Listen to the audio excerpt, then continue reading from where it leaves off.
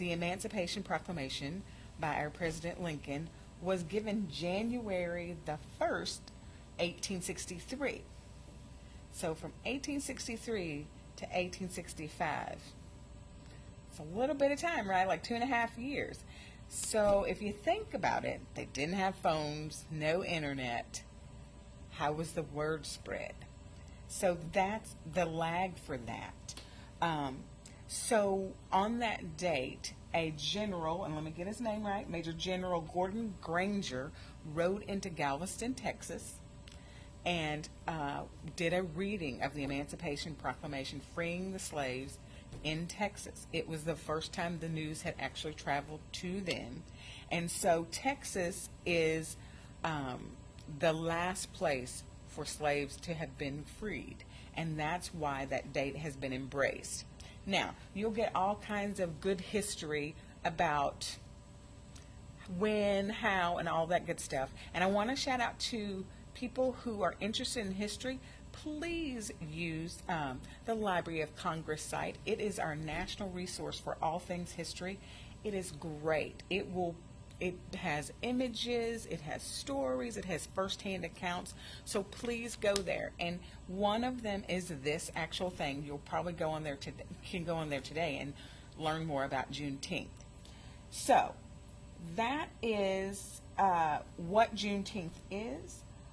And today, what I want to leave you with is a craft, so you can, fly your American Juneteenth flag. So here, I'm going to go through the symbolism for you. So you notice on this that all of these are the colors of the American flag.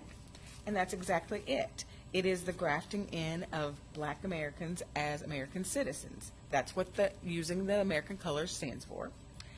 This star on this horizon where the blue and the red come together, that is a nod to Texas, since it was the last place that the slaves were freed, making freedom complete. And so then you'll see this blossoming star around the star, and that is to symbolize the enlargement of freedom in the United States. So let's get started. So you're going to need a TP roll, one of my favorite things to do crafts with, as you probably know now. You can get some construction paper, red and blue, and you're going to do it about as close as you can to halfway. And then you'll measure it to this and cut it down. And I went ahead and glued these on because it was harder for me to punch my holes. Because the other thing you're going to want to do is punch a hole, 2 holes actually, one here and one on the other side after you get your red and blue on. And we're going to use those later.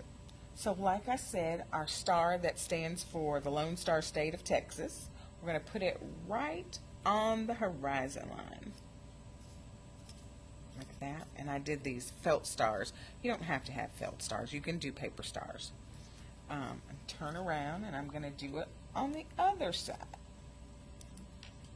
So this is a wind streamer that you can actually hang up outside. So then I'm going to take my crepe paper, and this is 3 shards of crepe paper I've cut to be the same size. I'm going to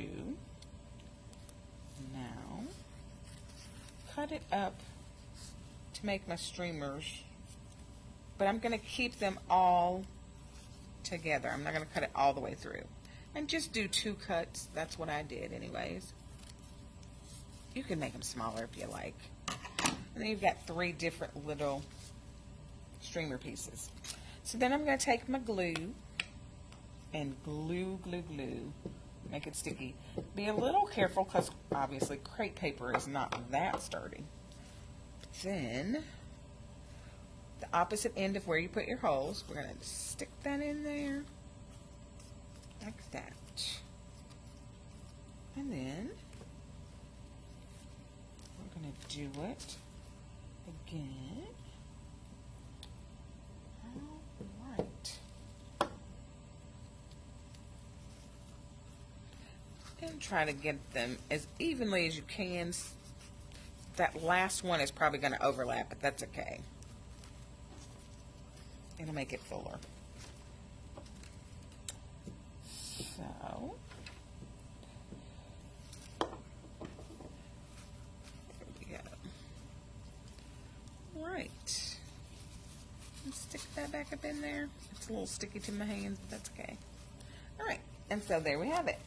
It's our, going to catch the wind.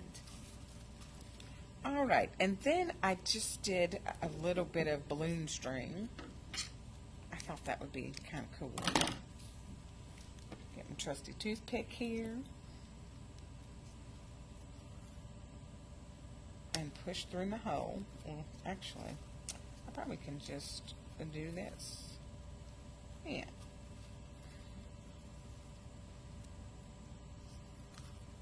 There. And then go ahead and make yourself a knot. I'm going to do 2. Again. There. And that'll hold. And I don't want it to be terribly long. Right. The other side. All right. And I'm going to do the same thing. So, for those of you who are history buffs, Texas was the first state to actually make this Juneteenth a state holiday. And that was in 1979 or 1980, depending on which source you look up. So there you go. There's our Juneteenth flag streamer. You can hang that on your porch. We do have books. This is a good day, and mostly you'll see people having barbecues, a good cookout, listening to good music, and just having fun with their families. That is the tradition of Juneteenth, and I am learning that Juneteenth has gone kind of worldwide as a symbol of enlarging freedom around the world. So again, I will say to you, happy Juneteenth. I hope you will take some time and go on the Library of Congress site and learn a little more. Have a good day.